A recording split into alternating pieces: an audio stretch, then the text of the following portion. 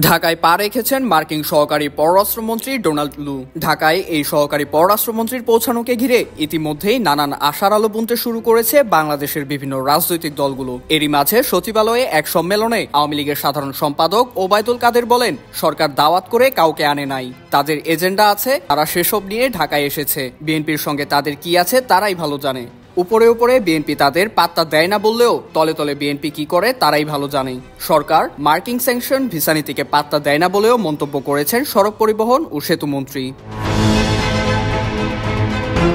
মঙ্গলবার সচিবালয়ে সমসাময়িক বিষয়ে আলোচনাকালে তিনি আরও বলেন, ভারতীয় পণ্য বর্জনের ডাক বিএনপির আন্দোলনের ব্যর্থ চেষ্টা। আন্দোলনে ব্যর্থ হয়ে খড়কুটো ধরে বাঁচতে চায় তারা।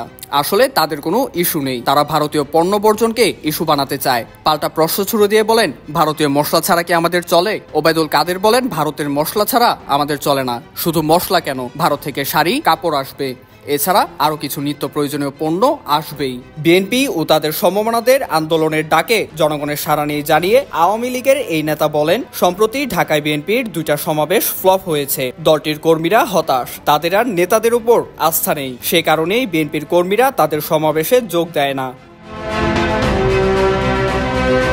এছাড়া আসন্ন বাজেটে ভ্যাট সংযোজনের প্রশ্নে মন্ত্রী জানান, 15% ভ্যাট আরোপ বাস্তবসম্মত না, যৌক্তিক না।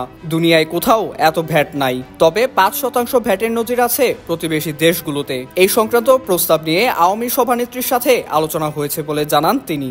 এতে প্রধানমন্ত্রী শেখ হাসিনা যৌক্তিক ভ্যাট আরোপের বিষয়টি ভেবে দেখার আশ্বাস দিয়েছেন বলেও জানান আওয়ামী লীগের সাধারণ সম্পাদক।